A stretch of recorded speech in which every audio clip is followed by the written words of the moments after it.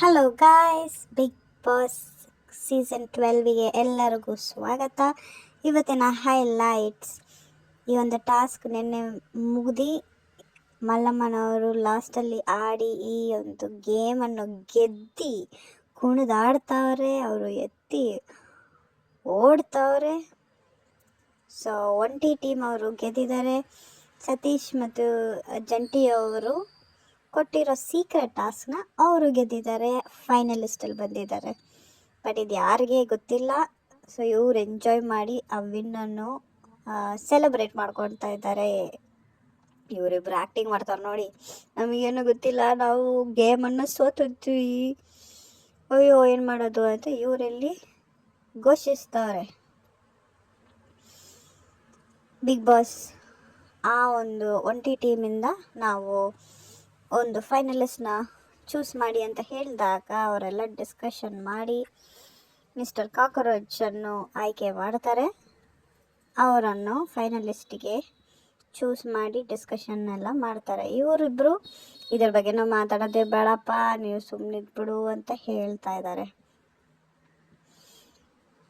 Big boss ಎಲ್ಲರನ್ನ ಕರೆದಿ ತಿರ್ಗಾ ಹೇಳ್ತಾರೆ, ಇವತ್ತಿನ ಫೈನಲಿಸ್ಟ್ ಬಂದು ಸತೀಶ್ ಅವರು ಜಂಟಿಯರು ಅಂತ ಹೇಳಿ ಎಲ್ಲರೂ ಕ್ಲಾಪ್ ಮಾಡ್ತಾರೆ. ಇವರು thank you Bigg Boss, thank you Bigg Boss. ಆದರೆ ಏನು ರಿಯಾಕ್ಷನ್ ಇಲ್ಲ, ಎಕ್ಸೈಟ್ಮೆಂಟ್ ಇಲ್ಲ, ಏನು ಇಲ್ಲದೆ ಇರೋ ಕಾರಣ ಎಲ್ರಿಗೂ ಡೌಟ್ ಬಂದು, ನಿಮಗೆ ಸೀಕ್ರೆಟ್ ಟಾಸ್ಕ್ ಕೊಟ್ಟರು ತಾನೇ, ನಿಮಗೆ ಸೀಕ್ರೆಟ್ ಟಾಸ್ಕ್ ಕೊಟ್ಟರು ತಾನೇ ಅಂತ ಕೇಳ್ತಾ ಇದ್ರು. ಆದರೂ ಇವರಿನ್ನ ಏನು ಹೇಳಿಲ್ಲ, ಬಿಗ್ ಬಾಸ್ ಹೇಳಿಲ್ಲ ಇವ್ರ ಹತ್ರ ಹೇಳೋಕ್ಕೋಸ್ಕರ.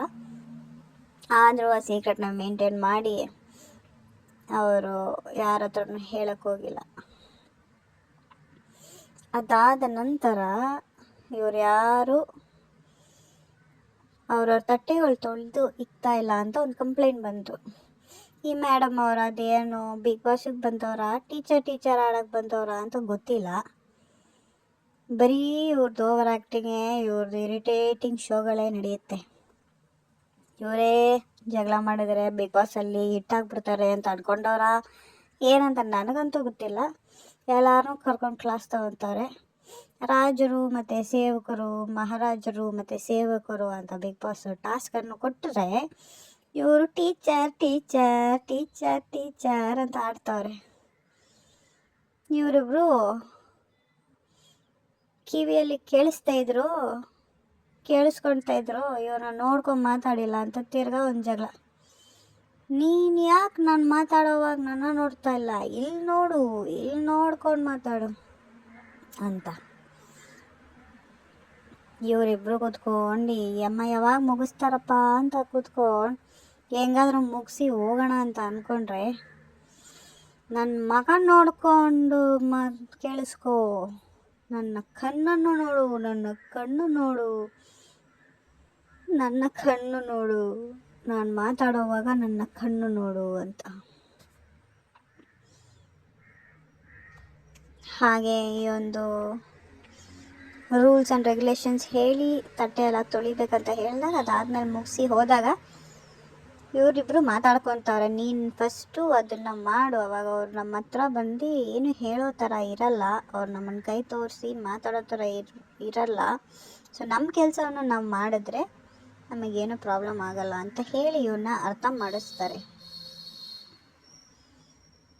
ಇಲ್ಲಿ ಅದಾದಮೇಲೆ ಇವ್ರಿಗೆ ಪನಿಷ್ಮೆಂಟ್ ಅಂತ ಬಾತ್ರೂಮ್ ಕ್ಲೀನ್ ಮಾಡೋಕ್ಕೆ ನಿಯಮಿಸ್ತಾರೆ. ಆವಾಗ ಬಾತ್ರೂಮನ್ನು ಕ್ಲೀನ್ ಮಾಡ್ತಾ ಇದ್ದಾರೆ ಇವರು. ಕಾಮಿಡಿಯಾಗಿತ್ತು ಇದಂತೂ, ನೀವು ನೋಡಲೇಬೇಕು. ಈ ಅಮ್ಮ ನಿಂತ್ಕೊಂಡು ನೋಡ್ತಾವ್ರೆ. ನಮ್ಮ ನಿದ್ದೆ ಮಾತ್ರ ಕೆಡುತ್ತೆ ಅಂದ್ಕೊಂಡೆ, ನಮಗೆ ಮಾತ್ರ ಪನಿಷ್ಮೆಂಟ್ ಅಂತ ಅಂದ್ಕೊಂಡೆ.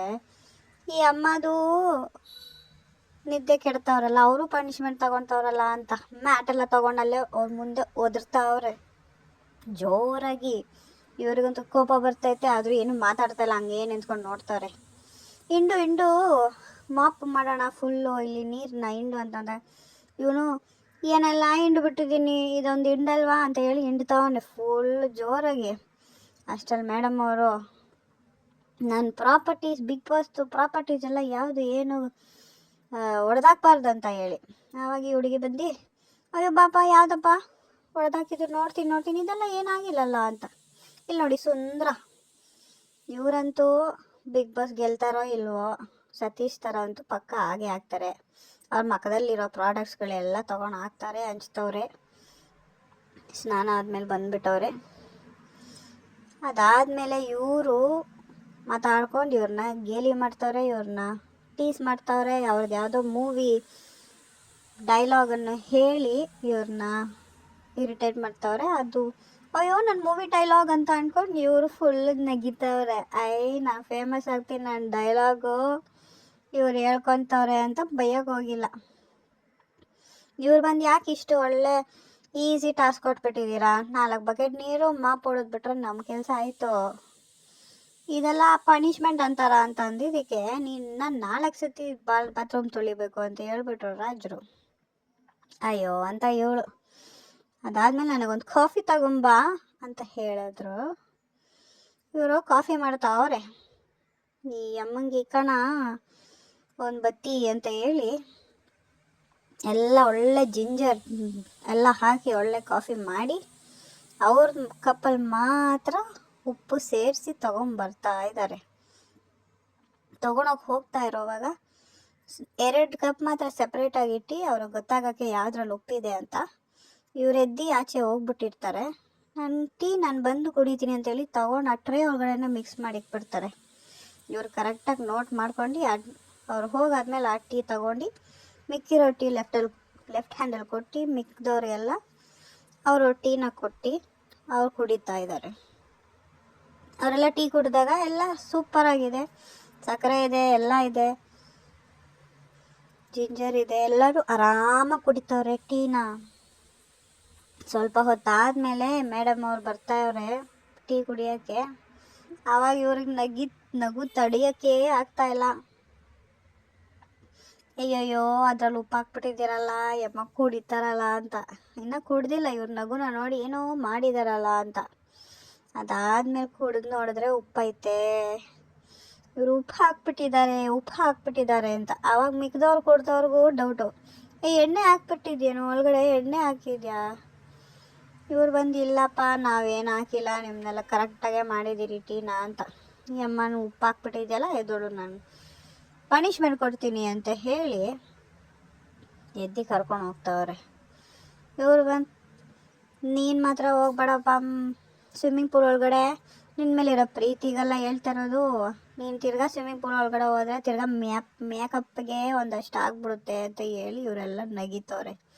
ನಾನೇ ಹೋಗ್ತೀನಿ ಅಂತ ಹೇಳಿ ಹಾಗೆ ಸ್ವಿಮ್ಮಿಂಗ್ ಪೂಲ್ ಒಳಗಡೆ ಜಂಪ್ ಮಾಡ್ತಾವ್ರೆ. ಜಂಪ್ ಮಾಡಿದ ತಕ್ಷಣ ಸ್ವಿಮ್ಮಿಂಗ್ ಮಾಡೋಕ್ಕೆ ಸ್ಟಾರ್ಟ್ ಮಾಡಿ ಇದೆಲ್ಲ ಒಂದು ಪನಿಷ್ಮೆಂಟಾ ಅಂತ ಕೇಳಿಬಿಡ್ತಾರೆ. ಸರಿ ಬಿಡಲ್ಲ, ಅದ್ರೊಳಗಡೆ ಇರೋದೆಲ್ಲ ಕ್ಲೀನ್ ಮಾಡು ಅಂತ ಹೇಳೋರು. ಕೊಟ್ಟರೆ ನೀವು ಪನಿಷ್ಮೆಂಟ್ ಹೆಂಗಿದ್ರು ಕೊಡ್ತೀರಲ್ಲ, ಆ ಥರ ಇದ್ದಿದ್ರೆ ಸ್ವಲ್ಪ ಖಾರದ ಪುಡಿನೂ ಹಾಕ್ಬಿಡೋದಲ್ವಾ ಟೀ ಒಳಗಡೆ ಅಂತ ಹೇಳ್ಬಿಡ್ತಾರೆ. ಆಮೇಲೆ ಎಲ್ಲ ಈ ಸೀನನ್ನು ಎಂಜಾಯ್ ಮಾಡಿ ಫನ್ ಮಾಡ್ಕೊಂಡಿದ್ರು. ಅದಾದ ನಂತರ ಇಷ್ಟೆಲ್ಲ ನೀನು ಮಾಡ್ತಾ ಇದೆಯಲ್ಲ, ಎದ್ವಾ ಅದೆಲ್ಲ ಕ್ಲೀನ್ ಮಾಡು ಅಂತ ಹೇಳಿ ಅಲ್ಲಿರೋದೆಲ್ಲ ಎತ್ತಿಸ್ತಾವ್ರೆ. ಸರಿ ಅದು ಸಾಕಾಗಲ್ಲ ಅಂತ ಹೇಳಿ ಆಚೆ ಬಂದು ಬಸ್ಕಿ ಹೊಡಿ, ಒಂದು 20-30 ಬಸ್ಕಿ ಹೊಡಿ ಅಂತ ಹೇಳಿ ಕರ್ಕೊಂಡೋಗಿ ಬಸ್ಕಿ ಹೊಡಿಸ್ತಾರೆ ಪನಿಷ್ಮೆಂಟ್ ಥರ.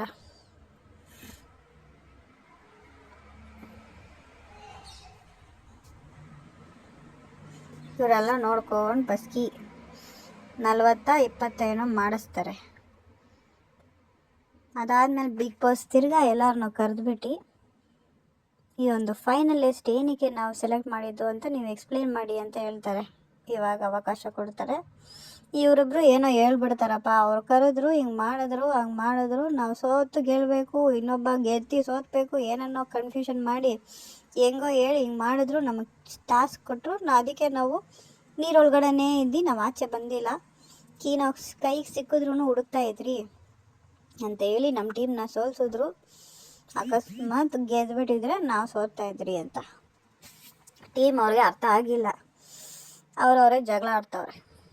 ಆಮೇಲೆ ನಮಗೆ ಬೇರೆ ಆಪ್ಷನ್ನೇ ಇದ್ದಿಲ್ಲ, ನಮ್ಮನ್ನು ಸೆಲೆಕ್ಟ್ ಮಾಡೋದಲ್ವಾ ಅಂತೆಲ್ಲ ಹೇಳ್ತಾಯಿದ್ರು. ಇದು last task of the day. ಮಲ್ಲಮ್ಮನವ್ರಂತೂ ಹೇಳೋದೇ ಬೇಡ, ಅವ್ರ ನೆಕ್ಸ್ಟ್ ಲೆವೆಲ್ ಪ್ಲೇಯರ್. ಎಲ್ಲ ಗೇಮ್ಸಿಗೂ ಫುಲ್ ಎನರ್ಜಿ. ಅವರು ತುಂಬ ಈಸಿಯಾಗಿ ಆಡ್ತವ್ರೆ ಎಲ್ಲ ಗೇಮನ್ನು. ಇದು ಒಂದು ಸೂಪರ್ ಆಗಿರೋ ಗೇಮ್. ಎಲ್ಲರೂ ಚೆನ್ನಾಗಿ ಆಡ್ತಾಯಿದ್ರು. ಒಬ್ಬರು ಯಾರೋ ಮಾತ್ರ ಬೀಳ್ಸಿರೋದು. ಈ ಗೇಮನ್ನು ಆದ ನಂತರ ಹೋಗಿ ಬೆಲ್ಲನ್ನು ಹೊಡೆದು ವಿನ್ನರನ್ನು ಘೋಷಿಸಿ, ಅದಾದ ಮೇಲೆ ಬಿಗ್ ಬಾಸ್ ಹೇಳ್ತಾ ಇರೋದು, ನೀವು ರೂಲ್ಸೇ ತಪ್ಪಾಗಿ ಮಾಡಿದ್ದೀರಾ ಅಂತ. ಸೊ ಅದನ್ನು ಡಿಸ್ಕಸ್ ಮಾಡಿ ನೀವೇನು ಮಾಡಬೇಕಂತ ಹೇಳಿ ಅಂತ. ಇವರು ಆರಾಮಾಗಿ ನಾವು ಇನ್ನೊಂದು ಸತಿ ಗೇಮ್ ಆಡ್ತೀರಿ ಅಂತ. ಬಿಗ್ ಬಾಸ್ ಬಂದು ಇನ್ನೊಂದು ಸತಿ ಆಡೋಕ್ಕಲ್ಲಿ ಬರ್ದಿದ್ದಾರಾ ಅಂತ ಕೇಳಿದ್ರು. ಇವರೆಲ್ಲ ಆಡೋಕ್ಕೆ ರೆಡಿ ಇದ್ದಾರೆ, ಬಟ್ ಅದು ಮೋಸ ಹೋಗುತ್ತೆ. ಬಿಕಾಸ್ ಆಲ್ರೆಡಿ ರೂಲ್ಸ್ ಇವ್ರಿಗೂ ಗೊತ್ತಿಲ್ಲ, ಪ್ಲೇಯರ್ಸಿಗೂ ಗೊತ್ತಿಲ್ಲ. ಫುಲ್ ಗೇಮೇ ರಾಂಗ್ ಆಗಿ ಆಡೋರೆ. ಆ ಫುಲ್ ಕಲರ್ ಇರೋ ಆ ಪ್ಲೇಸ್ವರೆಗೂ ಆ ಬ್ರಿಕ್ಕನ್ನು ಜೋಡಿಸಿ ಆಮೇಲೆ ಬಂದು ಬೆಲ್ಲನ್ನು ಹೊಡೆದು ಅದನ್ನು ಬೀಳಿಸ್ಬೇಕು. ಸೊ ಅದನ್ನು ಅವ್ರು ಪಾಲಿಸಿಲ್ಲ. ಇವನು ಬಂದು ನನಗೆ ಆಡಬೇಕು, ಅವನಿಗೆ ಅದೇನಾಯ್ತೋ ಬಿಡು, ವಿನ್ನರ್ನ ಸೈಡಿಗೆ ಬಿಸಾಕು, ನಾನು ಆಡಲೇಬೇಕು, ನನ್ನನ್ನು ಆಡಿಸು, ಮಿಕ್ಕಿದವ್ರಿಗೆ ಆಟವನ್ನು ಕಂಟಿನ್ಯೂ ಮಾಡೋಕ್ಕಂತ ಕೇಳು ಬಿಗ್ ಬಾಸ್ನ ಕೇಳು ಅಂತ ಇವನು ಜಗಳ ಮಾಡ್ತವನೆ. ಇವ್ರು ಅದನ್ನು ಆಪ್ಷನ್ ಕೊಟ್ಟು ನಿಮಗೆ ಓಕೆನಾ ಅಂತ ಕೇಳಿ ಬಿಗ್ ಬಾಸ್ ಅಲ್ಲಿಗೆ ಕಂಟಿನ್ಯೂ.